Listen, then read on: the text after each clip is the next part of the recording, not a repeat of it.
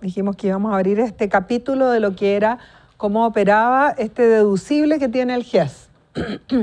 Es un deducible que corresponde a 29 cotizaciones mensuales legales o pactadas, porque hay personas que tienen un sueldo que es variable, ¿ya? Entonces yo puedo tener algo que va modificándose mes a mes o algo fijo. Por cada evento GES con un tope de 122 UF. 122 UF son como 3,5 millones, ¿ya? Eso es por un evento GES, ese es el máximo que yo debiese pagar, ¿ya? Que muy pocas veces se llega a pagar, pero yo les voy a mostrar algún ejemplo como para ilustrar el cómo opera esto. En caso de existir más de un evento del grupo de beneficiarios en un plan, se consideran no el doble de las 29, sino que 43 cotizaciones mensuales con un máximo de 181 UF, ¿ya? Supongamos si fueran 200, son como 5 millones de pesos, un poquito más, por ahí. Por 2 o más eventos GES del mismo plan. Máximo 5 millones al año, máximo.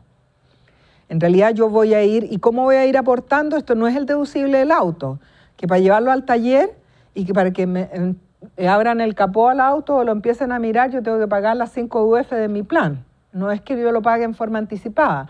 Yo voy abonando al deducible en la medida que voy copagando de acuerdo a lo que voy consumiendo y el arancel que está establecido, ¿ya? Entonces, eventualmente puedo llegar al tope, ¿ya? Y no tengo que seguir pagando porque ya pagué acorde además a la prima de mi plan, porque esto está relacionado a la cotización mensual, ¿ya? 29 cotizaciones mensuales o 43 con topes de 122 y 181. Y este deducible se acumula durante 12 meses. Entonces vamos a ver un ejemplo hipotético. No está actualizada la UF, pero es el concepto lo que me interesa que les quede claro, ¿ya? Supongamos que una persona tiene un plan por el cual paga mensualmente 3 UF, ¿ya? 3 UF son 28, 56, 60, 70 y algo, 70 y tantos mil pesos mensuales, ¿ya? 80, supongamos. Entonces, el deducible, que serían 29 cotizaciones, serían 81 UF al año. Ese es el máximo para esta persona, para un evento GES. Y eso, asumamos, este no es una UF del día, pero asumamos que son 2.230.416 pesos. Ese es el tope del copago anual para esta persona, ¿ya?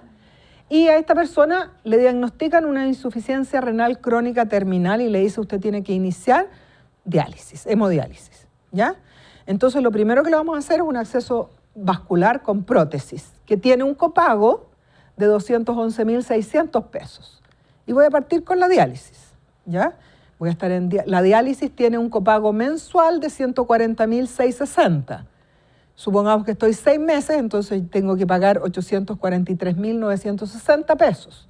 Pero además uso el fierro endovenoso, que tiene un copago mensual de 5.170 pesos, en los 6 meses 31.000 y algo. Y vamos avanzando y me dicen, ¿sabe qué? Hágase el estudio pretransplante, que es otra intervención sanitaria. El estudio pretransplante tiene un copago de 190.520.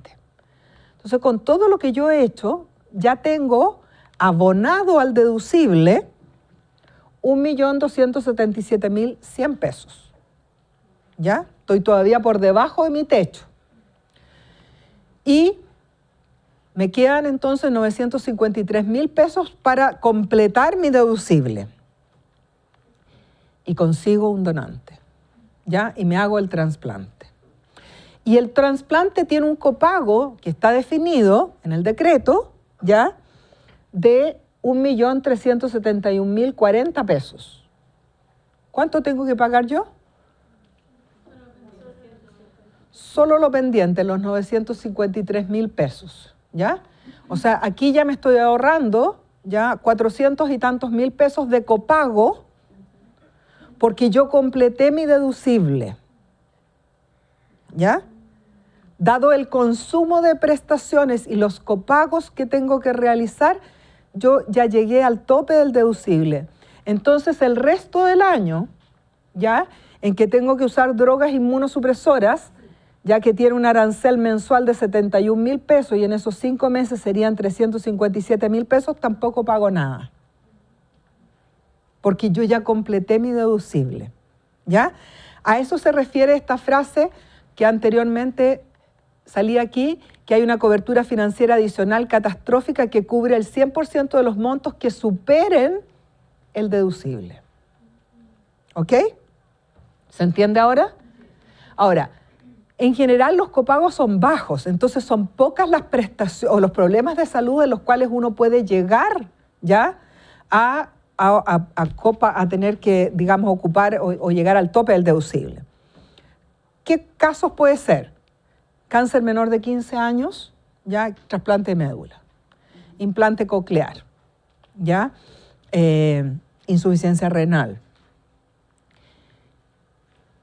¿Qué otros grandes problemas que tengan altos costos? Algunas cirugías. Pero todo esto también es relativo, no es único porque depende de cuánto sea mi prima. ¿Ya? Si yo tengo un plan, un hombre joven, ¿ya? Que tiene una baja siniestralidad, por lo tanto los métodos actuariales dicen que tienen bajo riesgo, y supongamos que paga una UF, ¿ya? Una UF mensual, 28.000 pesos, son 28.000 por los 29, ¿ya? 3 por 3 serían, qué sé yo, 800, 900.000 pesos. Puede ser que con otras cosas llegue a los 900.000 pesos, ¿ya? Entonces, esto no es una cosa única, plana, porque es muy variable. Yo cotizo con 2 cargas. ¿Ahí se saca mi prima individual? No. ¿O mi cotización completa Claro. con mis cargas? Acá Tu plan. tu plan Claro. completo. Porque tu plan, de alguna manera, habla de tus ingresos, ¿ya? Está relacionado a un 7 a un 10% de los ingresos como para poder tener ese copago. Entonces, se supone que quien más tiene puede pagar más y va a tener un deducible más alto. Esa es la lógica que está detrás de esto. ¿Este deducible es solo anual? ¿No es por evento? No, es anual por evento. ¿Ya? Por eso, si tú... ¿Y cuándo se empieza a pagar? Esto no es de enero a diciembre. No es que si me van a diagnosticar algo, que me diagnostiquen en enero, porque así aprovecho más. No. ¿Cuándo empieza a correr el año? Es un año móvil que empieza a correr cuando tú haces el primer copago.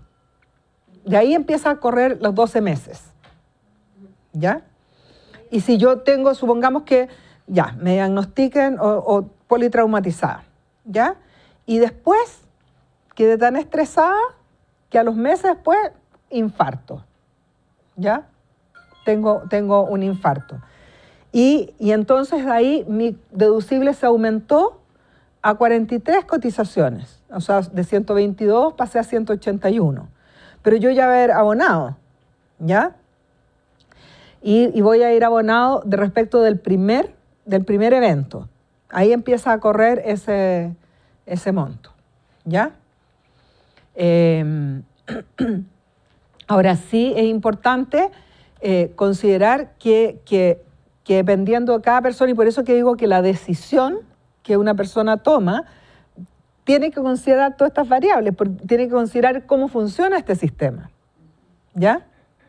Porque, claro, puede ser que yo tenga un deducible muy alto, ¿ya? Siempre con estos topes, afortunadamente hay topes, ¿ya? Entonces son 122 o 181 UF, ¿ya? 181 UF son, como dije, como 5 millones, ¿ya? Entiendo que se está tramitando en el Congreso, se presentó un proyecto de un seguro catastrófico para beneficiarios del FONASA, ¿ya? Los beneficiarios de las ISAPRES ya tenemos un seguro catastrófico, que es el CAEC, cobertura adicional para enfermedades catastróficas, ¿ya? Y que vamos a revisar algo de eso también. Pero los beneficiarios del FONASA no tienen esa opción, ¿ya?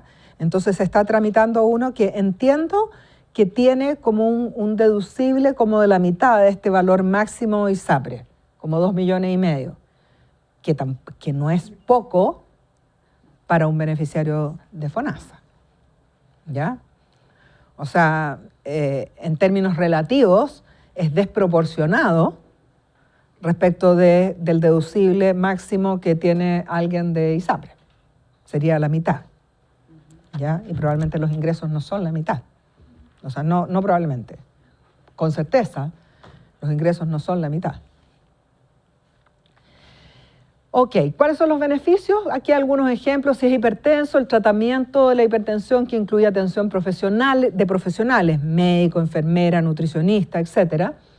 Medicamentos, exámenes, tiene un copago mensual de 640.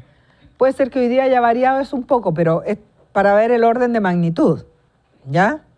O sea, ni un blister de un diurético probablemente, ¿ya? Si es diabético, dependiendo, diabético tipo 2, que tiene también la atención profesional, medicamentos, exámenes, tiene un copago mensual que fluctúa entre 930 pesos, o sea, 50% más alto que el hipertenso, a 5.670 si quien me ve es un especialista. O sea, me han derivado al nivel secundario en el sistema público. Si tengo depresión, según la severidad de la misma, el copago mensual por tratamiento ambulatorio u hospitalario, ¿ya? Fluctúa entre 1.190 pesos y 6.000 pesos, 6.370 pesos. Imagínense una hospitalización psiquiátrica, ¿ya? De un mes. En general los planes tienen un tope y es miserable la cobertura, ¿ya? Por lo tanto, en este tipo de cosas, cuando uno sabe eso, sabe que a priori va a convenir, ¿ya? ¿Por qué? Porque la cobertura base en general de los planes es muy baja. Órtesis mayores de 65 años, bastones, silla de rueda, colchón antiescar, andadores, etc. Fluctúa entre 3.000 pesos a 67.680, y hay un cero de más, para una silla de rueda. La silla de rueda debe costar 130, 150.000 pesos, ¿ya? O sea, me están abonando la mitad, ¿ya?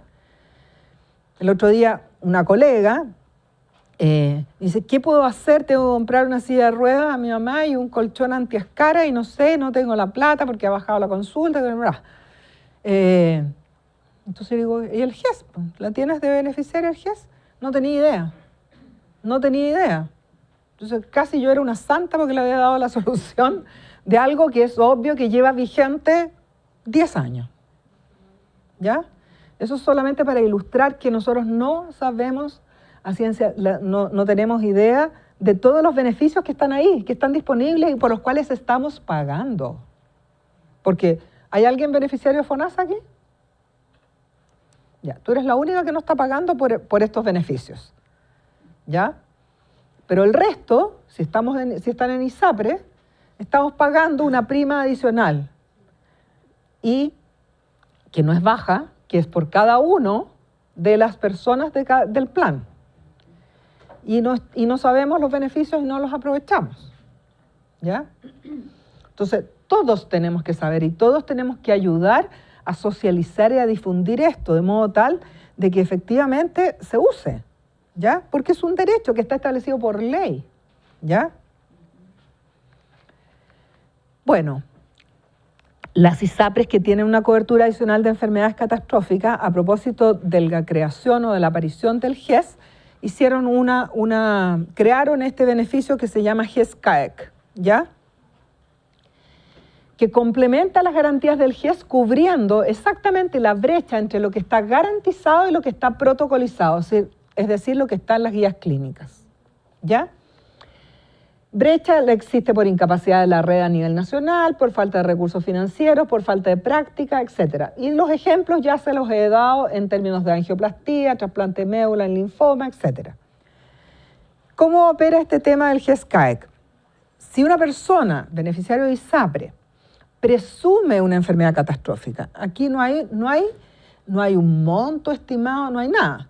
Yo creo que me voy a operar de esto y supongamos que me complico y podría ser catastrófico. Con ese solo hecho yo puedo ir a la ISAPRE y pedir el CAEC, que puede ser que nunca se transforme en un CAEC, en términos de que haya una cobertura adicional al deducible que tengo que pagar. Pero yo ya lo pedí, estoy en la red, tengo el beneficio. Ahora, eso depende de qué enfermedad estemos hablando. Si se presume una enfermedad catastrófica, ya supongamos que digan, mira, en realidad yo tengo un dolor abdominal que no han podido determinar, me hicieron una resonancia, encontraron un puntito ahí en el páncreas, no saben lo que es, me van a operar. Yo digo, puede ser un cáncer de páncreas, entonces voy a pedir el catastrófico porque no sé qué va a significar esto, puedo terminar en la UTI, qué sé yo. ¿El CAEC siempre se tiene que solicitar antes? Sí, sí, sí. Tú podrías, pero tienes que trasladarte a la red. Y mientras no te traslades, ya tus copagos se van a abonar al deducible, pero no vas a tener la cobertura adicional. Entonces, en este caso, como el cáncer de páncreas no está en el GES, ¿ya? Entonces, aquí ¿qué es lo que va a aplicar? Es la cobertura adicional de enfermedades catastróficas, en que me van a decir su prestador es tal, vaya, se opere con Juanito Pérez, el doctor Pérez, ¿ya? Y este es el equipo que designa ese prestador y yo me someto a ese establecimiento, ¿ya? Y me operan y tengo esa cobertura. Ahora bien, si en realidad lo que me diagnostican es que tengo un cáncer gástrico, ¿ya? Entonces ese sí está en el GES, ¿ya? Y por lo tanto, aquí yo puedo optar por seguir usando la libre elección y uso solo mi plan, o, dado que está en el GES, pido el beneficio del GES. Me asignan una red y me empiezo a tratar, ¿ya? En la red del GES. Y si lo requiriera, el ejemplo del cáncer gástrico no aplica, pero si fuese otro problema de salud, ¿ya? Y haya algo que está en la guía clínica, pero que no está garantizado, entonces aquí va a aplicar esta cobertura GES-CAEC. ¿Qué es lo que hace? Que todo lo que yo había abonado al deducible en el GES, lo traspasa al CAEC, ¿ya? Y sigue la cobertura del CAEC. Y entonces, si fuese un infarto, me va a cubrir la angioplastía, me va a cubrir el bypass o lo que yo haya requerido. Entonces, una combinación de beneficios que va a operar solo a los problemas de salud del GES en relación a prestaciones que no están contenidas en el listado explícito, pero sí en los protocolos o en las guías clínicas. Tengo que haber iniciado las atenciones en modalidad GES. O sea, yo tengo que haber pedido el GES, estoy en esa red, requiero estos otros elementos y ahí me los otorgan, estos beneficios. Y como dije antes, los copagos efectuados en la modalidad GES van a ser abonados al deducible del CAEC. ¿Ya? ¿Sabían de esto ustedes? ¿El deducible del CAEC es diferente al deducible? Es casi igual. O sea, más bien, como eso ya existía, el GES copió lo que tenía el CAEC en términos de la lógica que para un problema de salud es tantas cotizaciones y un tope de tanto, y si son uno o más, esto otro. La diferencia son como 2 UF, o sea, prácticamente idéntico. Entonces, el auge, si bien tiene un costo adicional para los beneficiarios de ISAPRE, agrega beneficios a los planes, por lo tanto se recomienda a los usuarios hacer el mejor uso de ello, es un derecho, ¿ya? Es una buena política pública que debe ayudar a mejorar la salud de la población. La superintendencia es la encargada de fiscalizar el cumplimiento de las garantías, pero los usuarios también tienen que exigir ese cumplimiento, para lo cual necesitamos tener información, ¿ya? Conocer en detalle esos beneficios para poder exigirlos y usarlos. ¿Qué impacto ha tenido el GES? Por ejemplo, lo que está demostrado, precocidad en el diagnóstico del cáncer cervicouterino y cáncer de mama, ¿ya? ¿Y qué significa eso? 1, que tenemos mejor pronóstico, y 2, que sale más barato el tratamiento, ¿ya? Entonces, sin duda tenemos que apuntar a que la mayor proporción de los casos se detecten en estadios menores, más precoces. Y también la letalidad en el infarto, si bien es cierto, no está cubierta la angioplastía ni el bypass, la solo trombolisis ha disminuido la letalidad del infarto en términos estadísticamente significativos. ¿Por qué? Porque además esto ha tenido cobertura nacional, porque eso sí tiene cobertura nacional. La angioplastía no es posible, no tenemos angiógrafos, no tenemos médicos intervencionistas, etcétera, para ofrecerlo y garantizar cobertura en todo el país, en todo el territorio. Pero la trombolisis sí, ¿ya? Y se activa y funciona y salva vidas. Además, se ha aumentado la cobertura de la población bajo control en hipertensión y en diabetes. Ahora, El segundo paso es mejorar el nivel de compensación que tienen esos pacientes, ¿ya? Que esa es otra dimensión como para lograr impacto. El GIES ya tiene, no 13, 14, ¿ya? Aún hay detalles por conocer y mucho por evaluar. Desafortunadamente, si bien esto es una política que ya tiene más de una década, hay pocos estudios que demuestran el impacto que esto ha tenido. Casi nada, ¿ya? Y hay que pensar que muchos países nos miran porque esto es casi único. No hay otro país que tenga este nivel de detalle en términos de qué es lo que está garantizado, ¿ya?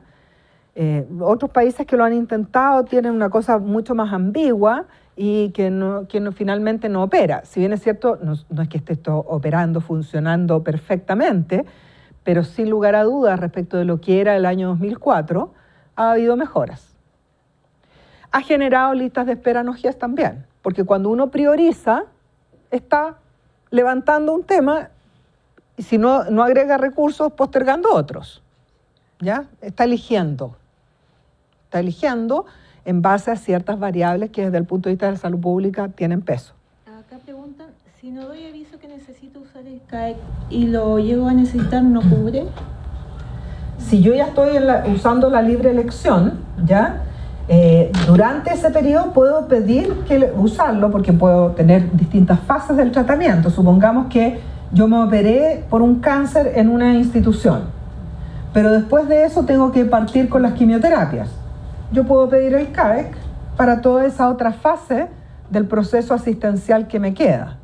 Incluso durante una hospitalización, supongamos que una persona se complicó y tuvo una infección y tuvo una reintervención, etcétera, podría pedir un traslado y activar el CAEC, ser trasladado, ¿ya? Y empezar a operar cuando ya esté en la red.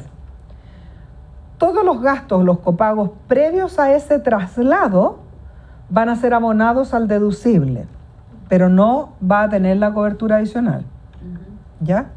Pero no hay impedimento en pedirlo. La dificultad en muchos casos está en que le den el pase para el traslado. Ya la condición clínica de un paciente puede impedir materializar ese traslado y lo que está definido es que mientras no esté en la red no tiene la cobertura. ¿Ya? Entonces, en todo lo que es electivo uno tiene que pensar, ¿ya?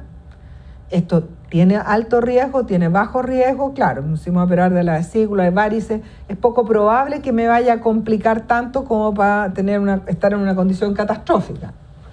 Pero si me voy a hacer una neurocirugía, a lo mejor sí, hay mayor riesgo, ¿ya? Entonces ahí yo tendré que valorar y ver las opciones, porque esa opción está disponible, pero la tengo que resolver yo. ¿Ok? Tiene múltiples detalles operativos que deben ser conocidos por los usuarios y los prestadores para insertarse mejor en este nuevo mercado, porque también ha cambiado.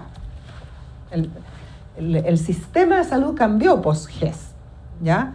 Se han armado redes que atienden cierto tipo de problemas de salud, ¿ya? En el área oftalmológica, en el área oncológica, etcétera, ¿ya?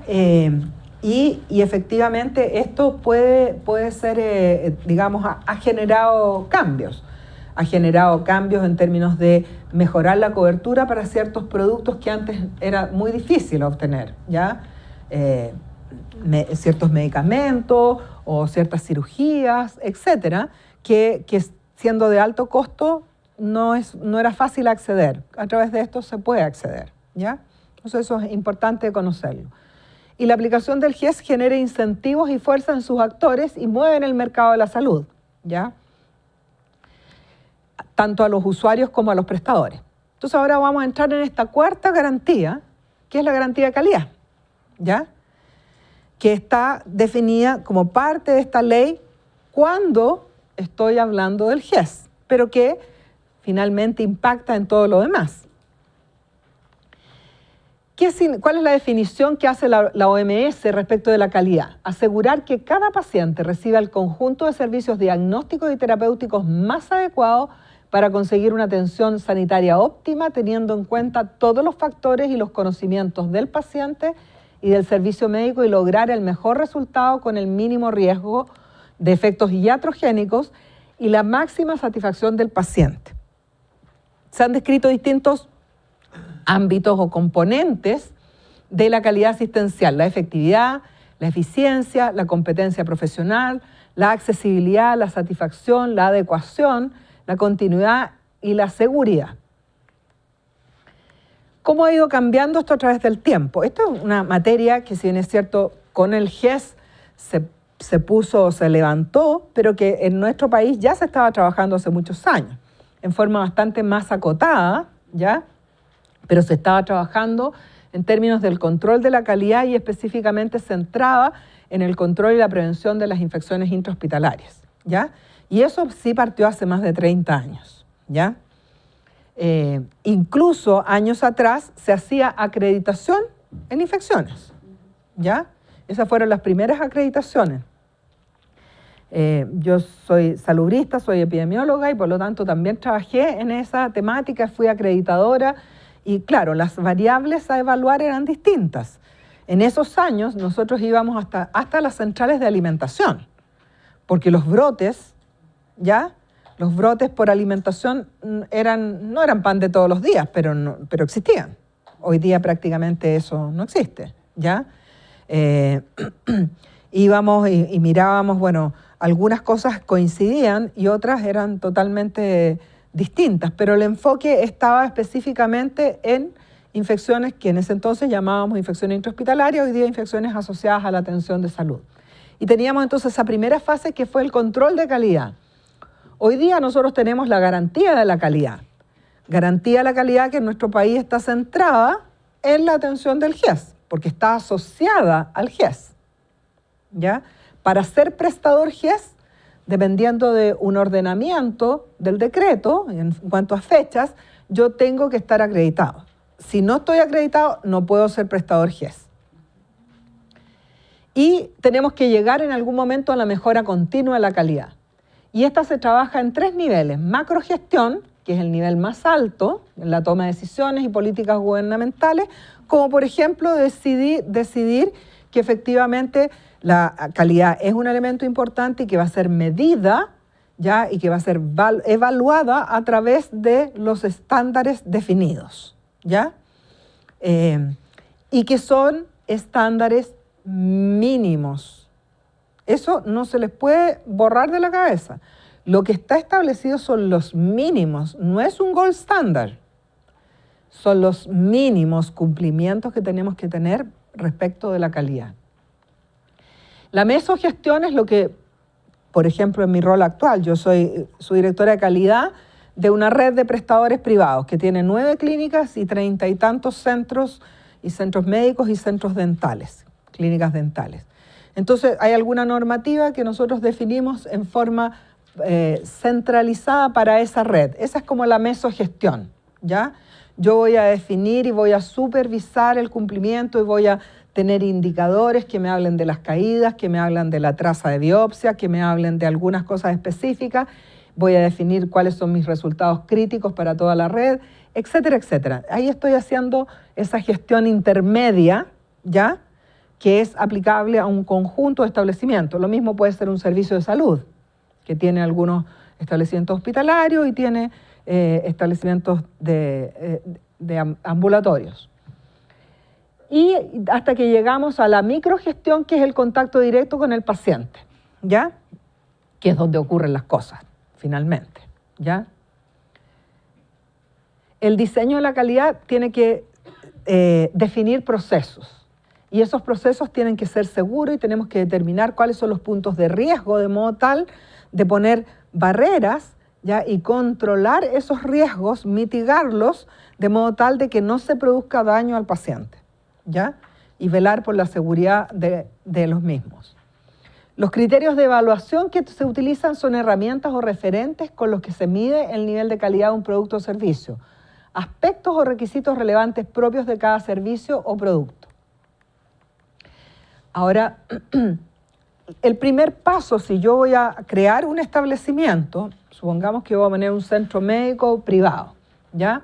Un centro médico que va a tener consultas, entre las cuales voy a tener boxes de ginecobstetras y un par de sillones dentales.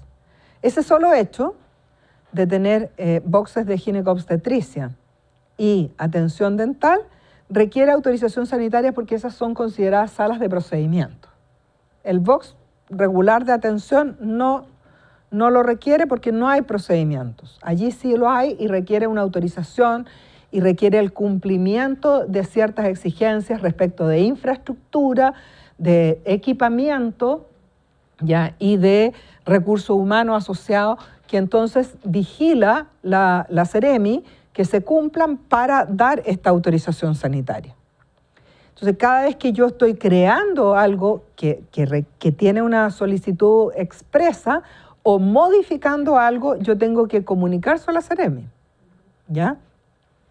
Tengo una clínica que tiene tantas camas hospitalizadas, tantas camas autorizadas y de tal categoría, son camas habitación estándar, tengo otras que están autorizadas como unidad de paciente crítico, intermedio, intensivo, tengo unidad de endoscopía, tengo pabellones. Cada una de esas requiere una autorización sanitaria específica, con requisitos específicos, como digo, de instalaciones, de equipamiento, etc. Un área de imágenes, ¿para qué decir? Tiene otros requisitos, etcétera, etcétera. Entonces, la autorización sanitaria es un requisito obligatorio para que un establecimiento pueda funcionar y se tiene que otorgar previo a que el establecimiento inicie actividades. Esto hay que tenerlo aquí y hay que recordárselo a los gerentes, ¿ya? A los gerentes y a su director administrativo, si estamos en el ámbito público, ya, porque todos quieren partir porque, bueno, hay una inversión, ¿no es cierto? Y porque en el ámbito público tenemos una lista de espera, ya en el ámbito privado tenemos a alguien que puso la plata para la inversión y que quiere que se recupere esa inversión, ¿ya? Pero si yo no tengo la autorización sanitaria, no puedo funcionar, no debo. En realidad puedo, pero no debo, ¿ya? Porque si puedo y lo hago y alguien dice, aló, Seremi, ¿sabe qué? El centro o la clínica tanto está funcionando y todavía no tiene la autorización sanitaria. Muchas veces el personal de ahí mismo el que comunica, ¿ya? Y van los fiscalizadores, clausurado, sumario administrativo, etcétera, multa.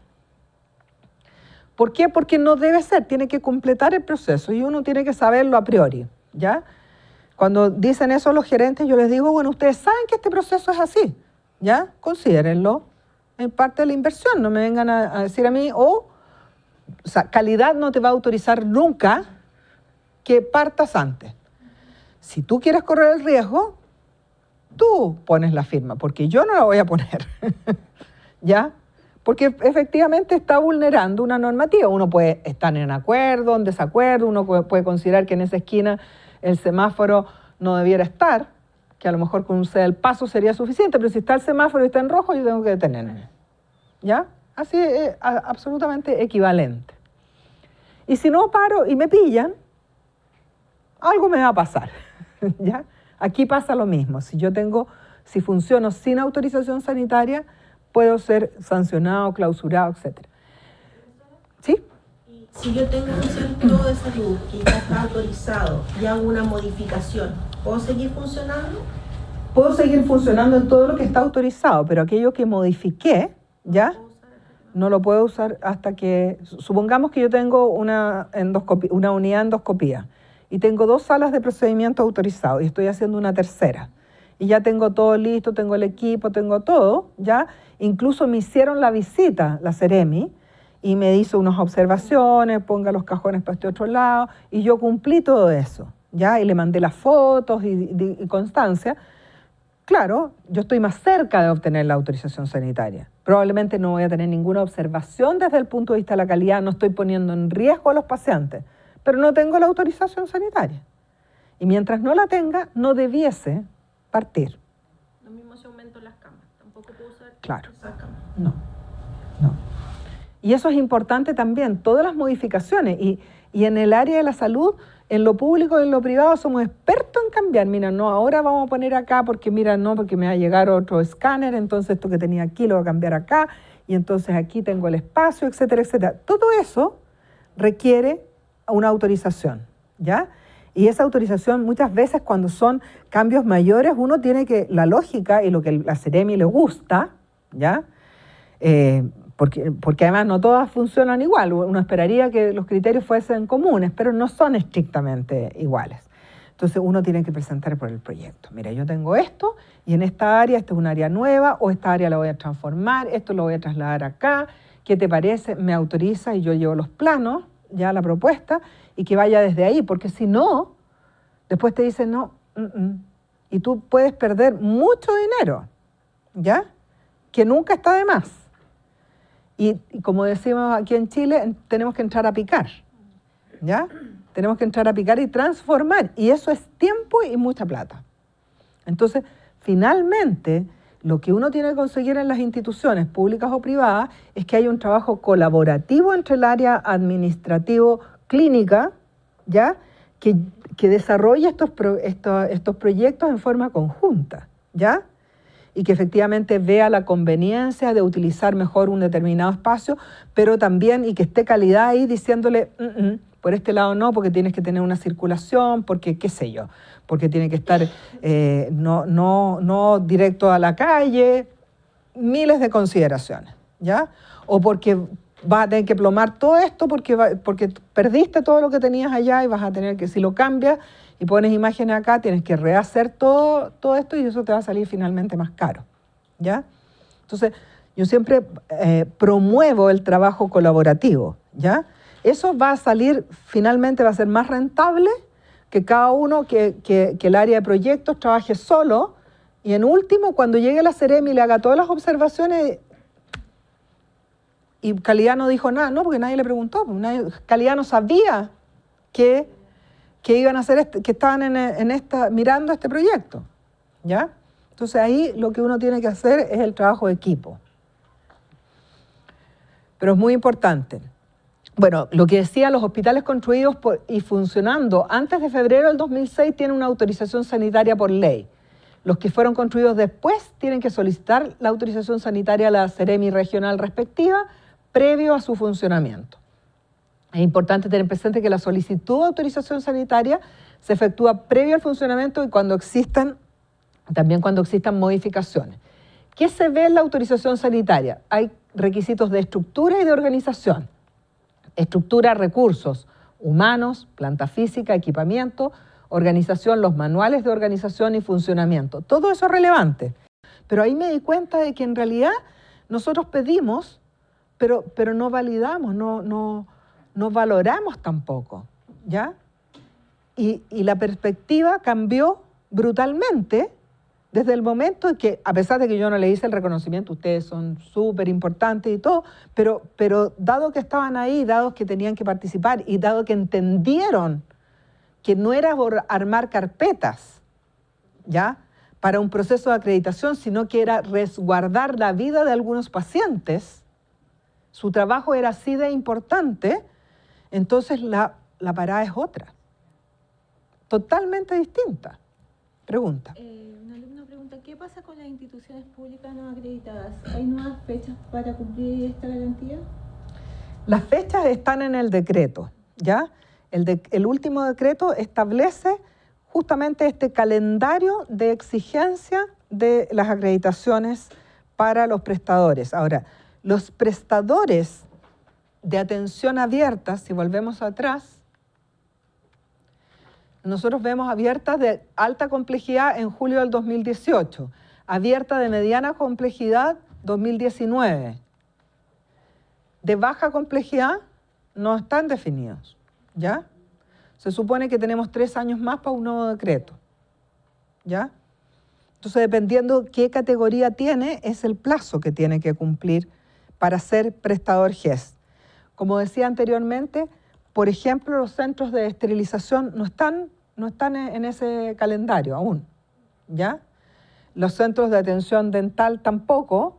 ¿Por qué? Porque no hay un estándar. Pero si yo soy un prestador GES para un ISAPRE y tengo una clínica dental, tengo que estar acreditado. Como no hay un estándar específico para atención dental, tengo que estar acreditado por el estándar de atención abierta, ¿ya? Entonces va a depender qué tipo de prestación o qué categoría de prestador soy, el plazo que tengo para que sea exigible que para ser prestador GES esté acreditado.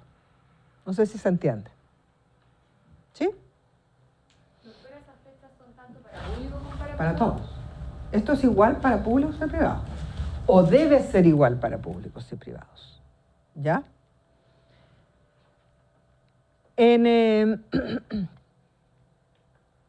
Aquí lo que les decía es que, bueno, depende de cuáles eran las causas o las características que más falla dan el programa de calidad, ya que parece bastante obvio, pero las actividades, las metas, el método de evaluación son así nomás.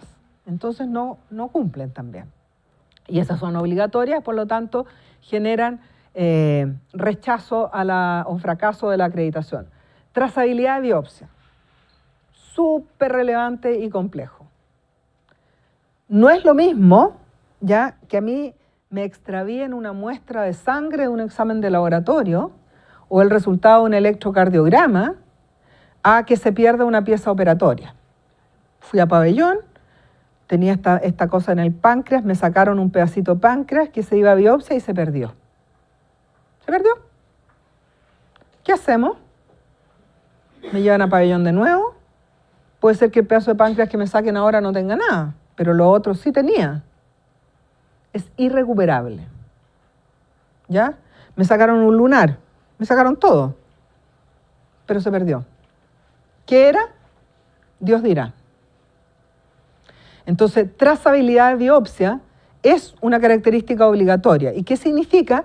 Que yo tengo que darle un seguimiento y tengo que tener el monitoreo de cada uno de los pasos que sigue esa muestra, desde que es tomada en una sala de procedimientos, en un pabellón, en un Papa Nicolau de un paciente en atención del ginecobstetra, ¿ya? Hasta que lo concentra en un centro de acopio de pabellones o el centro de acopio de la toma de muestra, y después lo trasladan porque tengo un convenio externo al prestador externo hasta que me vuelve el informe, ¿ya? Me vuelve el informe y yo pongo ese informe en la ficha, porque es un dato relevante. Y eso que así descrito suena tan simple, no es tan simple. Yo tengo que tener un libro de traza en que cada uno va firmando, etcétera, etcétera.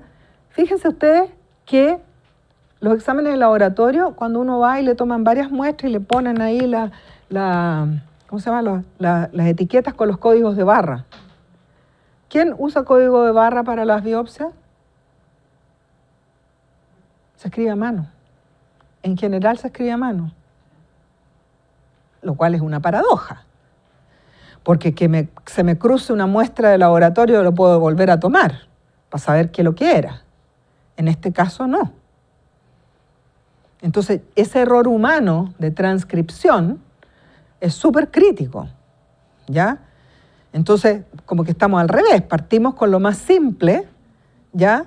Probablemente por lo masivo, pero esto otro que es mucho más delicado y crítico, lo tenemos ahí nomás en términos de cómo lo gestionamos, ¿ya? Entonces, esta es otra característica que genera fracaso en la acreditación, porque es difícil de cumplir, pero absolutamente necesario y atingente que sea una característica obligatoria, ¿no es cierto? Nadie podría decir, mira, pasa por alto esto porque no es un problema. No, es un desafío importante y muy relevante para los pacientes. Criterios de ingreso y egreso de la UPC, stock mínimo de medicamentos e insumos. De repente hay cosas muy, muy absurdas, ¿ya? ¿Para qué tiene uno define un stock mínimo? Para que cuando tengo necesidad de usarlo, no tenga que salir por los pasillos corriendo en medio de la noche a ver quién me presta una ampollita. Si estoy en Pabellón y tengo un caso, ¿ya?, de hipertermia maligna, no puedo empezar a llamar al hospital del lado a ver quién me presta una ampollita, ¿no es cierto? Tengo que tenerla ahí. ¿Y cuántas tengo que tener? Más de una. Pero resulta que absurdamente hacen todo el documento de stock mínimo y todo y le ponen una. O sea, estamos muertos antes de nacer, porque me gasté esa una y me caí debajo del stock mínimo. ¿No es cierto? Y es distinto lo que tiene que tener pabellón, de lo que tiene que tener una UPC, de lo que tiene que tener un servicio de urgencia, obstétrico, por ejemplo, para manejar una eclampsia. ¿Ya? Y no se trata de tener en todos lados todos lo mismo y en cantidades. ¿Ya? En el servicio de urgencia tengo que tener para hacer la fibrinolisis. Porque tampoco puedo salir ahí corriendo para ver quién me presta algo. Para eso es, aquí siempre hay que hacer el ejercicio, ¿por qué esto está puesto aquí? ¿Qué es lo que estoy controlando? ¿Qué riesgo estoy controlando? Y cuando uno hace ese ejercicio dice, en realidad es una lata, pero en realidad es importante. Tengo que tenerlo y tengo que hacerlo bien, porque si no, pues estoy poniendo en riesgo a los pacientes. Bueno, la superintendencia hizo una evaluación ya con una universidad en el año de inicio del proceso de acreditación, estableció una línea basal del sistema de acreditación que le llamó LIDIC, ¿ya? Y después en el 2017 hizo un segundo estudio para ver si esto había logrado alguna mejora, ¿ya? ¿Cuál era el impacto? ¿Y qué es lo que encontró? Que tanto en instituciones abiertas como cerradas había una importante mejora en todas las dimensiones de este indicador y por ende en el indicador de síntesis. A través del tiempo encontró un aumento significativo de este indicador en ciertas dimensiones, ¿ya? Y en la dimensión 4, que se relaciona con la evaluación del riesgo de la infraestructura y el equipamiento, hay mejoras, pero no son estadísticamente significativas. Y eso es parte de lo que estábamos viendo, mantenimiento de equipos, por ejemplo. O sea, esa cuestión, a pesar del tiempo, no la hemos aprendido bien, ¿ya? El LIDIC es mayor en las instituciones acreditadas versus las no acreditadas. O sea, con esto podemos decir objetivamente que los procesos de acreditación han logrado mejoras. No estamos diciendo que estamos perfectos, sino que hemos ido mejorando a través del tiempo. A comienzos de este año se cambiaron algunas reglas de decisión del proceso de acreditación dándole cierta flexibilidad. ¿En qué sentido? En que ahora para acreditar con observaciones, dependiendo del tipo de prestador, en este caso atención cerrada, en la primera acreditación yo tengo que cumplir el 100% de las características obligatorias y al menos el 50% de todas las evaluadas. Las evaluadas son las que corresponden a mí que hacer, ¿ya? Pueden haber más, pero algunas no me aplican porque yo no realizo cierto tipo de prestaciones. No hago diálisis, no hago quimioterapia, etc. ¿Ya? Entonces, para estos prestadores, para acreditar con observaciones en una primera acreditación, tengo que cumplir el 50% de las que me aplicaron y puedo tener un incumplimiento máximo de 3 características obligatorias. Eso antes no existía. O sea, si yo tenía 3 incumplimientos, hasta luego, ¿ya? Ahora se abrió esta puerta, a mi juicio tardíamente. Porque si esto hubiese sido en el año 2009, cuando estábamos partiendo, uno dice, es parte de la gradualidad, voy a ir exigiendo más, qué sé yo, voy a dar un plazo. Pero esto salió ahora, este año, ¿ya? Uno puede sacar conjeturas de por qué se sacó, ¿ya? Probablemente porque algunos no están cumpliendo y tienen que seguir siendo prestadores GES, ¿ya? Y tenemos que darle un plazo mayor. Entonces, así no quiero que revisemos el detalle, pero quiero que sepan que esto cambió. Y en la segunda acreditación para un prestador de atención cerrada, por ejemplo, le permito igual las 3 características obligatorias, pero tiene que cumplir con el 70%. Y en el caso de la tercera acreditación, ya que tiene que cumplir el 95% de todas las características evaluadas, ya le exijo un 85% y puede tener máximo 3 obligatorias no cumplidas. Y así se definió para la atención abierta de cualquier categoría algo equivalente para el laboratorio, etc. Este documento dice que entra en vigencia para todos los sorteos a contar del 25 de enero del 2019. O sea, si a mí me fueron a acreditar en abril, ¿ya? Y el sorteo fue la semana anterior, no corre esto. Pero a contar de esa fecha empezó a correr, ¿ya? ¿Y qué es lo que pasa con esto? Para resguardar la calidad y la seguridad del proceso, los prestadores tienen que presentar, si uno de mis centros o una de mis clínicas quedó en esta situación, yo tengo que presentar un plan de mejora, tengo 10 días hábiles de plazo para presentar un plan de mejora, que tiene que ser aprobado por la entidad acreditadora que me evaluó, ¿ya? Si ese plan de mejora ya es aprobado, entonces yo tengo un plazo de 6 meses para ejecutarlo. Y en un plazo máximo de 10 días hábiles contados desde el vencimiento de esos 6 meses, tengo que presentar una nueva solicitud de acreditación. Y en esa acreditación lo que van a ir a mirar es lo que yo no cumplí. 1, 2 o 3 características obligatorias no cumplidas. Y van a ver si cumplí ese plan de mejora. ¿Ya? Y voy a tener que pagar por eso el 50% del arancel definido para ese tipo de prestador. O sea, me sale caro. 6 meses más me salen caro. ¿Ya? Y me van a hacer un sorteo y va a ir otra entidad, no la primera.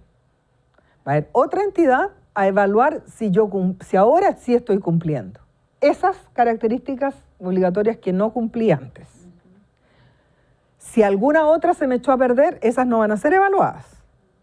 Van a evaluar solo esas que estaban incumplidas.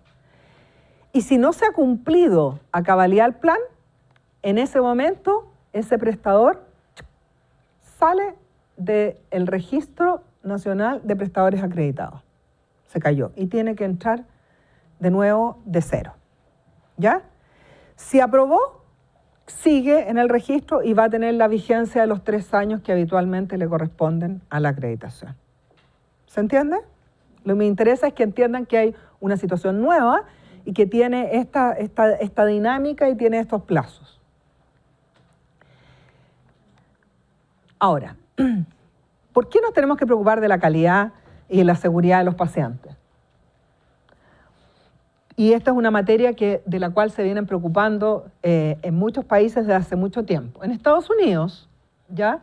A propósito de muchas demandas de negligencia, etcétera, ¿ya? En el año 2000, se le encargó al Instituto de Medicina un comité de calidad de la atención en América que emitiera este informe llamado Errores Humanos, construyendo un sistema de salud más seguro. ¿Por qué todo esto? Porque lo primero, primum non nocere, no hacer daño es el principio primero, ¿ya? del Código Hipocrático. Y la calidad de la atención consiste en la aplicación de la ciencia y la tecnología médica de manera que rinda el máximo beneficio para la salud. Beneficio, sin aumentar con ello sus riesgos. Pero todo tiene riesgos y eso tenemos que estar conscientes. ¿Ya? Los programas de garantía de calidad se desarrollan en las instituciones por motivos éticos, económicos, de efectividad y de seguridad de los pacientes. Algunas cifras de este informe, ya que es muy conocido. La mortalidad, las muertes inesperadas en pacientes ocurridas en hospitales en los Estados Unidos a mediados de la década de los 90 llevaron a que el gobierno ordenara este estudio. Y este informe concluyó que entre 44.000 a 98.000 personas mueren al año en los hospitales de Estados Unidos. Mueren. La punta del iceberg. Mueren, ¿ya? Como resultado de errores en el proceso asistencial. Cifra importante, ¿ya? ¿Nosotros somos mejor que Estados Unidos? ¿Tenemos alguna distinción que nos haga pensar que eso no ocurre entre nosotros? No, ¿no es cierto? 7.000 de estas muertes suceden como resultado de errores del proceso de administración de medicamentos. Estas cifras situaron a la mortalidad, estas cifras de mortalidad, en Estados Unidos en los primeros sitios, por encima de las muertes por accidente de tránsito y por encima de las muertes por SIDA. ¿Ya? O sea, es un gran problema, es parte de la realidad. Por ende, tenemos que hacer algo, ¿ya? Tenemos que estar conscientes que la atención tiene riesgos y tenemos que ver cómo controlar esos riesgos. siempre sopesando y poniendo en la balanza los beneficios y los riesgos que cada procedimiento tiene, ¿ya? Cuando llega un paciente grave y hay que ponerlo en pabellón, ¿ya? El paciente tiene riesgo de morir por la patología de base, por el procedimiento que le voy a hacer, pero yo tengo que poner en la balanza y tratar de mitigar esos riesgos, ¿ya? Y obtener el máximo de beneficios. Ese es el ejercicio que tengo que hacer y lo tengo que hacer en cada una de las decisiones que se toman. La condición humana está ligada al error en cualquier actividad y el ejercicio de la medicina no es una excepción. También hay errores. Que es muy distinto del dolo. No es que yo salga en la mañana a ver a quién le voy a administrar mal el medicamento. Nadie quiere hacer eso, pero ocurre, ¿ya? Y aquí no hay personas responsables, hay sistemas responsables. Sistemas que no tienen los mecanismos de control, de mitigación, de prevención suficientes para evitar estos errores, ¿ya? Entonces, no somos infalibles, fallamos. Tenemos que estar conscientes de eso. Nuestro proceder tiene riesgos asociados. ¿Qué podemos hacer? Tenemos que mitigar esos riesgos. ¿Cómo vamos a saber qué riesgos mitigar? Tenemos que saber qué riesgos se están materializando, qué daños estamos provocando, qué eventos adversos, eventos centinelas estamos teniendo en nuestras instituciones. Hacer un análisis profundo, sistémico de eso, de modo tal de decir, aquí tengo un hoyo del queso suizo. Voy a tener que hacer algo para controlarlo. Aquí tengo otro hito que es riesgoso, en que o me voy por el buen camino o me voy al despeñadero, ¿ya? Y entonces tengo que ir conociendo esos procesos e irlo controlando adecuadamente. Otras cifras relevantes en el Reino Unido, también un informe del 2000, ya dice que se producen 10% de eventos adversos en todas las hospitalizaciones, o sea, cerca de 850.000 eventos al año, ¿ya? No habla de muerte, habla de eventos. En Australia, en el año 95, una tasa de eventos adversos de 16,6% de los pacientes hospitalizados. Un estudio nacional de eventos adversos, el ENEAS, en el 2005, prevalencia de 9,3%. 55% moderados o graves, 43% evitables. Y esto es un elemento muy importante porque cuando yo como médico, cuando hablo con los colegas, no, pero si todos los procedimientos tienen riesgo, está escrito. Todas las publicaciones dicen cuáles son las complicaciones y nosotros estamos en la estadística, estamos bien. Pero la estadística no me dice cuántos son evitables y cuántos no. Entonces yo tengo la responsabilidad de levantarlos todos. Todas las muertes inesperadas yo debiera estudiarlas, analizarlas. ¿Por qué? Porque puede ser muy feo lo que voy a decir, pero lo voy a decir igual. De repente hay pacientes que uno sabe que tienen mal pronóstico. Entonces digo, pacientes que están pedidos, ¿ya? Que uno sabe, pero hay que atenderlos. Pero sin querer relajamos los controles. Y esos pacientes a veces se mueren no de lo que tenían que morirse, se mueren de otras cosas, ¿ya? ¿Por qué? Porque está pedido. Entonces tenemos que analizar todas las muertes inesperadas, porque eso nos van a decir que parte de los procesos no están bien, ¿ya? Y así vamos a poder hacer una mejora continua de la calidad. ¿Qué peso tienen las guías clínicas del MinSal en esto? Las guías clínicas son solo para los 85 problemas, pero las guías clínicas no apuntan a la calidad de la atención, apuntan a la efectividad de las intervenciones. O sea, lo que hace es una selección de las intervenciones que funcionan. Si yo hago algo distinto, porque se supone que el criterio también siente que varía, y no funciona o termina en un evento adverso. Es que el evento adverso no es el fracaso de un tratamiento, es distinto, ¿ya? Sí, pero más que el fracaso, por ejemplo, o sea, yo lo veo en mi ámbito, yo soy dentista y pasan muchas cosas que son decisiones del momento y seguramente por guía clínica debía haber hecho algo y no lo hice porque, qué sé yo, no tenía en mi consultorio eso. ¿Alguien me puede encarar que en la guía clínica de esa urgencia, no sé qué, tenía que haber hecho eso? Ni siendo prestador GES probablemente no. Pero lo que sí te pueden decir, mire, qué sé yo, usted tenía que estar en tratamiento de ortodoncia y me mandaron a sacar la pieza 15, no sé ni cuál es, pero ya, la pieza 15. Y resulta que fui a otra persona, ya a otro profesional, ya, y tienen 2 sistemas ustedes para contar, ¿no es cierto? Internacional y nacional, no sé qué, ¿ya? Y resulta que entonces le sacaron otra pieza. Eso, ¿ya?, es equivalente a la cirugía de sitio equivocado en medicina. Y eso es, por lo menos en nuestra institución, lo que nosotros llamamos un never event, algo que nunca debiese suceder. Hoy día, con el conocimiento que tenemos, ningún paciente debiera tener una cirugía de sitio equivocado, ni de órgano equivocado, ni de paciente equivocado, ¿ya? Porque sabemos que eso existe, tenemos medidas de control, que la pausa quirúrgica, etc. En el área dental, sacar la pieza equivocada es equivalente y nunca debiese ocurrir, ¿ya? Ahora, ¿por qué se equivocan? Porque tienen 2 sistemas. Pónganse de acuerdo, no sé, algo, pero eso ocurre. Y en algunos casos significa poner un implante que ya tiene riesgo. O sea, aun cuando el prestador se haga cargo del costo de ese implante, significa dolor, significa tiempo para ese paciente que iba a seguir su tratamiento de ortodoncia y resulta que le arruinaron el proceso por ese error, ¿ya? A eso me refiero yo con los errores. No es que el tratamiento, o qué sé yo, una quimioterapia no resultó. Eso es un fracaso de un tratamiento, eso no es un evento adverso, ¿ya? Un evento adverso sería que un paciente que está en quimioterapia, ¿ya?, yo le ponga mal la vía y haga una flebitis que te explico, ¿ya?, porque extravasó.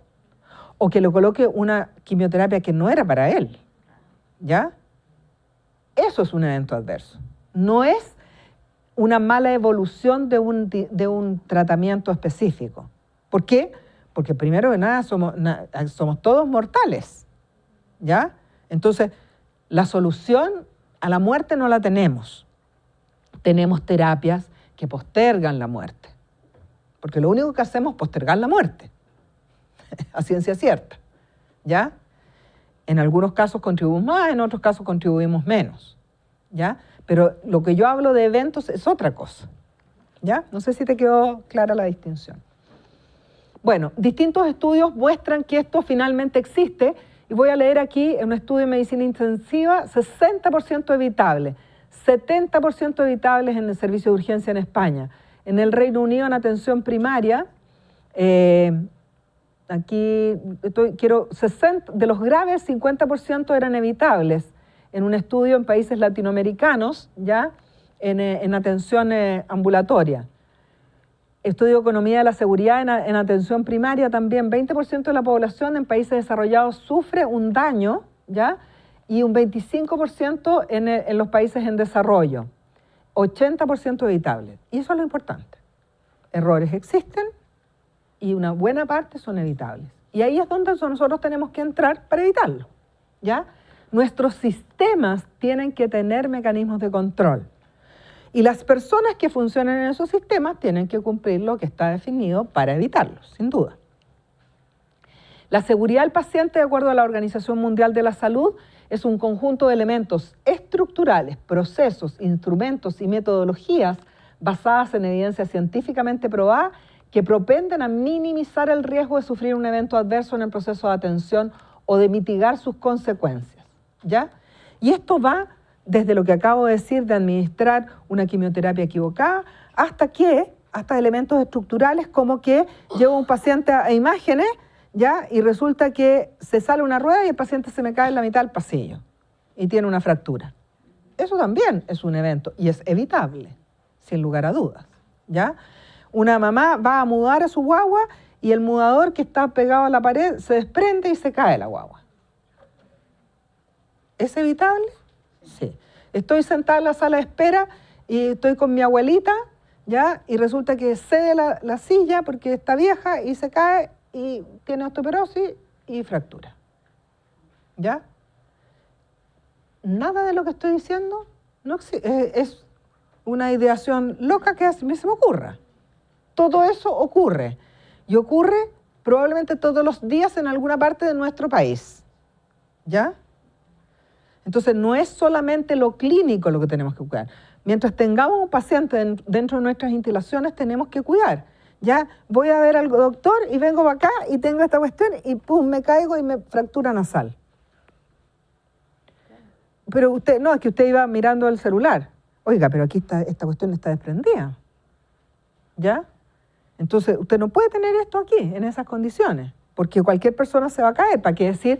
Para traumatología en que los pacientes van, digamos, con dificultades en la deambulación, o en kine, que estoy haciendo un trabajo de recuperación, está lleno de cables para todos los equipos, entonces me tropiezo en un cable y me caigo, y ahora me fracturo la otra pierna. ¿Ya? O voy a kine y me ponen calorcito, pero me queman. ¿Ya? ¿Les suena eso, no? Ya. Entonces, al analizar la ocurrencia de errores se debe abordar la etiología. ¿Por qué ocurren? Y el tratamiento en términos preventivos. En general, un problema de calidad es multicausal. No es solamente que el kinesiólogo le puso esto y estaba muy caliente. ¿Ya? Es que el kinesiólogo estaba viendo 4 pacientes más y justo el otro paciente del otro lado lo llamó y se demoró o justo se cayó, entonces lo fue a atender y esto le quedó más rato y entonces se quemó. Sistémico. ¿Ya? Hay alguien que está al lado del paciente, pero ese no es el responsable, no es el culpable y eso lo tenemos que evitar. ¿Ya? Evitar el tema punitivo aquí. Porque cuando nos metemos en esa línea, ¿ya? El que comete un evento adverso se me va, ¿ya? Se me van de la playa. No, eso no puede ocurrir, ¿ya? Eso no puede ocurrir, ¿por qué? Porque esa persona es la última eslabón de la cadena, pero hay una cadena previa, ¿ya? Que llevó, ¿por qué los cables están sueltos? ¿Por qué yo como kinesiólogo me tengo que hacer cargo de todas las instalaciones si yo no las puse? ¿Ya? O que la máquina estaba mal, entonces la temperatura del que salió la compresa o no sé qué es mayor, ¿ya? O que la camilla tenía la rueda suelta, etcétera. Entonces son sistémicos y nosotros tenemos que ir a ver en profundidad cuáles son los puntos débiles para reforzarlos. Es multicausal. Entonces hay problemas organizacionales, asistenciales o de proceso, estructurales, humanos y mixtas.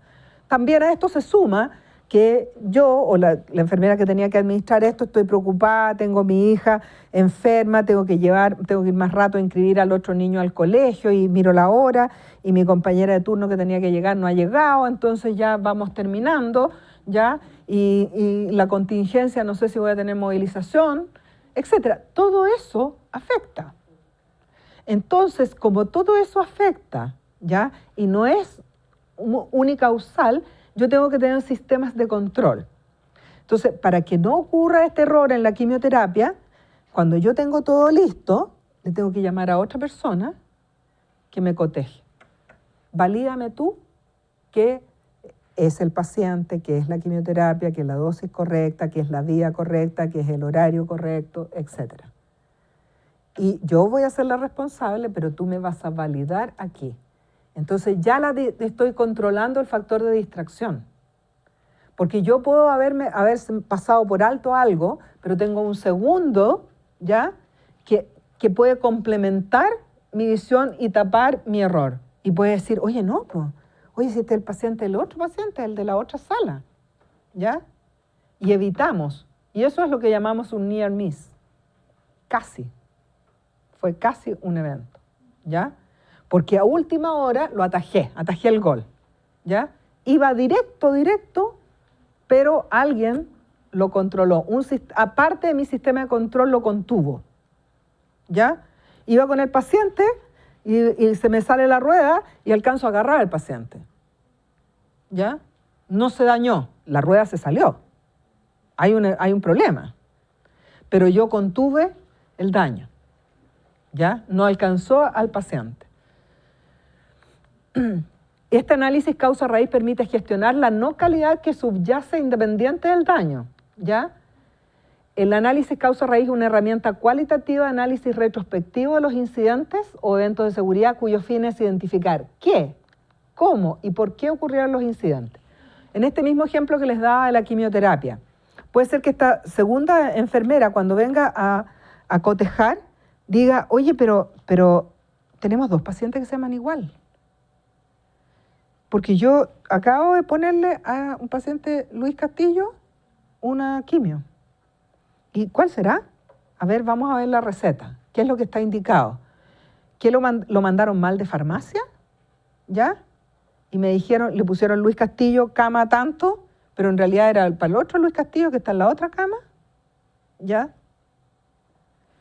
Porque esto tiene muchas fases. ¿Ya? ¿O será que el doctor se equivocó? Oye, traigo la quimio que indicó el doctor Castillo. Pero el doctor Castillo tiene 5 pacientes. Entonces yo tengo que vigilar que sea para ese paciente en particular. ¿Ya? Y hay cosas que están pegadas en nuestra rutina que nos cuesta cambiar. ¿Ya? Siempre lo hemos hecho así aquí. Nunca ha pasado nada. ¿Ya? Eso es lo peor. Es lo peor, lo más difícil de cambiar. Entonces, ¿por qué tenemos que intervenir? Por razones éticas. No queremos generar daño en los pacientes. Nadie quiere generar daño en los pacientes. Porque hay una normativa que nos lo impone por temas reputacionales y por temas económicos, control de costos. Porque las demandas son cada día más frecuentes, además. Ahí sí los pacientes aprenden. ¿Ya? Ahí sí los pacientes aprenden. La no calidad tiene costo asociado. Primero los pacientes, muertes, daños severos, ¿ya? Prolongación de las hospitalizaciones, infecciones, reintervención, dolor, etc. En los prestadores, gastos por demandas judiciales, por sanciones de las entidades reguladoras o fiscalizadoras. ¿Cuáles son los eventos más frecuentes? Las infecciones asociadas a la atención de salud. Y es por eso que hace años, por donde se partió fue ahí, porque sigue siendo lo más frecuente. Y traduce quiebres en todo el complejo proceso. Reintervenciones quirúrgicas, fallas diagnósticas. Y estas cifras son solo la punta del iceberg. ¿Por qué? Porque por cada evento de alta severidad tenemos 300 incidentes, 29 incidentes sin daño en ese momento en esos pacientes. Pero pasado mañana sí pueden generar daño. Entonces tenemos que hacernos cargo de todas maneras. Esta es la imagen del queso suizo, un ejemplo de un paciente que se cae. ¿Ya? Puede ser que nosotros no tengamos escalas de evaluación de riesgo o apliquemos estas escalas con error. Puede ser que digamos que la unidad no tiene timbre de llamado. El paciente llamó, no fue nadie. Entonces se levantó y se cayó. Y se dañó. Afortunadamente la mayor parte de las caídas no generan daño. Pero entonces no significa eso, por eso que tenemos, bueno, no importa que se caigan. No es cierto, pero son bastante frecuentes. Timbre de llamado no suena o no se atiende oportunamente. No, es que no había nadie en la estación de enfermería. No, es que estaba de cumpleaños la Juanita, entonces fuimos a cortar una tortita hace rato, entonces... Esas cosas pasan y es humano que así sea, pero tenemos que vigilar que podamos hacer las dos cosas y podamos contener, ¿ya?, la situación. El impacto es altísimo, pues la cama no está a la mínima altura. O sea, más encima se cayó de aquí, ¿ya? Cama sin baranda o cama con las barandas abajo, en paciente con riesgo moderado o alto de caerse. El paciente se levanta e intenta sentarse al borde de la cama, pero no está frenada y sale por allá, ¿ya? Todas estas cosas pasan a diario. ¿Cuáles son las fallas que detectamos en los análisis causa-raíz? Fallas de comunicación. No, pero es que yo te dije que tú estabas a cargo de ese paciente, esa sala, ¿no? Si esa sala era tuya. Acuérdate que cambiamos porque, qué sé yo. Yo no entendí. Entonces no fui. Y se cayó. Fallas en la organización, ¿ya? Falló alguien en el turno, no se cubrió esa área, ¿ya? Y bueno, pasó lo que tenía que pasar. Fallas de entrenamiento de habilidades, fallas de insumos, equipos, insuficiente tecnología, fallas de las instalaciones. Este ejemplo que les da yo que se cayó, se salió la rueda de la camilla, ya se tropezó en la escalera, ya se tropezó en los cables que estaban dando vuelta, etcétera, etcétera. Se cayó el techo de la sala de espera. Se cayó el techo en una consulta. Ahora, es livianito, es como Plumavit, pero se cayó. ¿Ya? Supongamos que después se cae una tubería y le cae en la cabeza a alguien. Perdón. Y eso no es que el médico se tenga que preocupar. ¿De quién es responsabilidad eso? De todos. Claro.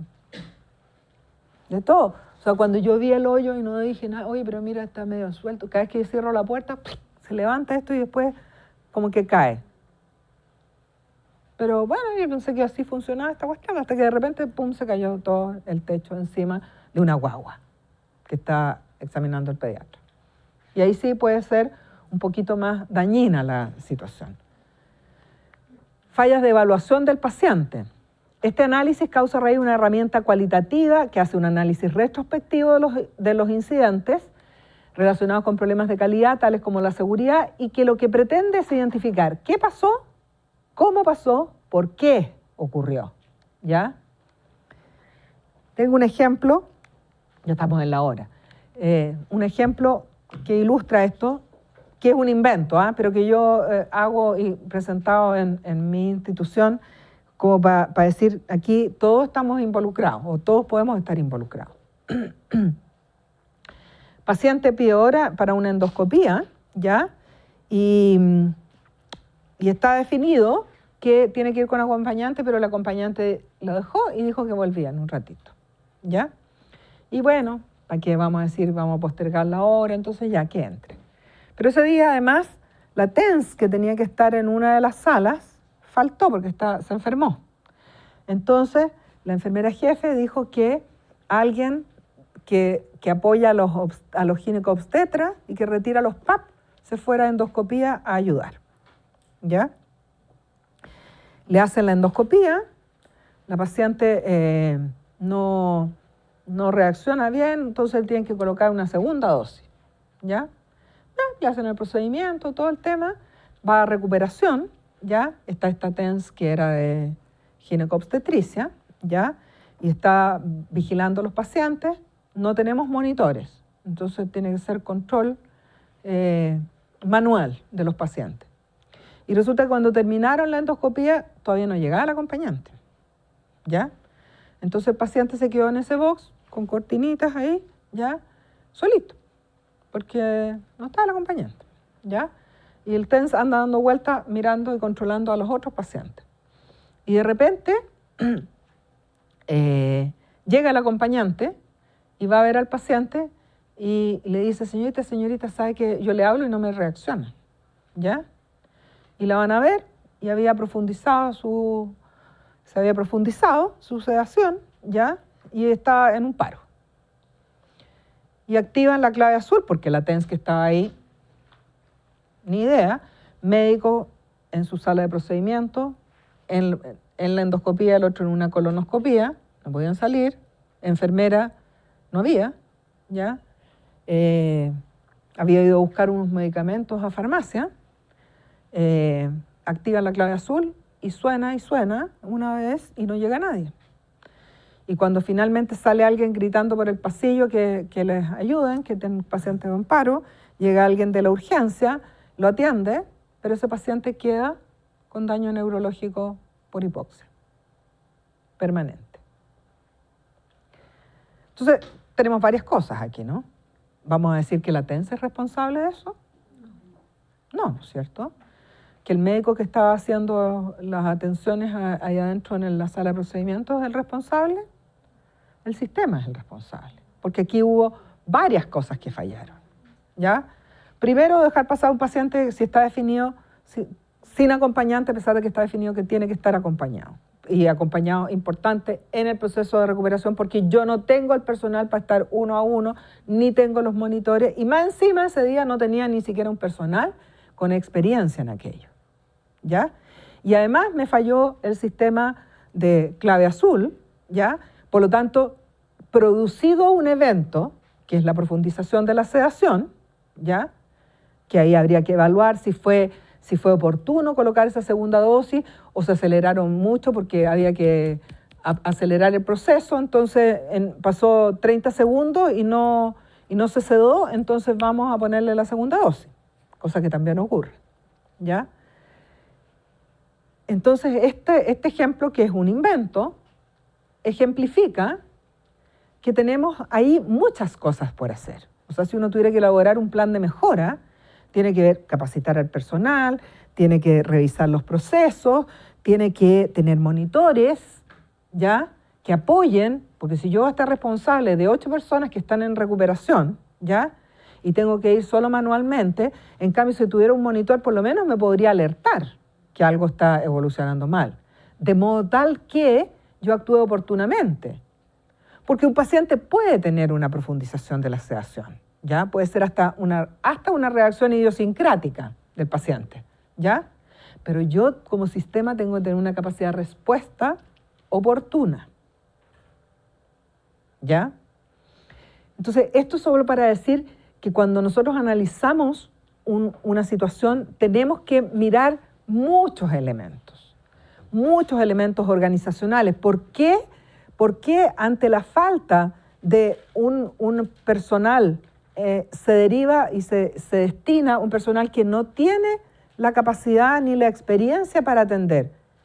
A lo mejor si no tengo a nadie, lo que tengo que hacer es suspender ese procedimiento, porque no tengo los recursos para hacerlo. Entonces, la organización tiene que tener ya modelada la forma de actuar ante situaciones que no son las normales, en pos de la seguridad de los pacientes, ¿ya? Y aquí no hay recetas. O sea, aquí uno tiene que tener solamente en forma permanente en mente la seguridad de los pacientes, ¿ya? Y tiene que tener las distintas personas, directivos, el empoderamiento suficiente para decir, no, esto no se puede hacer. Y bajo mi responsabilidad esto no se hace porque las condiciones no están para hacerlo, ¿ya? Y es más riesgoso hacer este procedimiento ahora en estas condiciones de insuficiencia de recursos que postergarla y hacerla en otra oportunidad. Distinto es, tengo un paciente sangrando, que llegó de urgencia, que la urgencia me está pidiendo que le haga la endoscopía. Se la voy a hacer y lo voy a tener que monitorizar y lo voy a tener que hospitalizar probablemente. Entonces no va a estar en esta condición de monitoreo insuficiente, ¿ya? Entonces, esto solamente para decir que aquí no hay un responsable, ¿ya?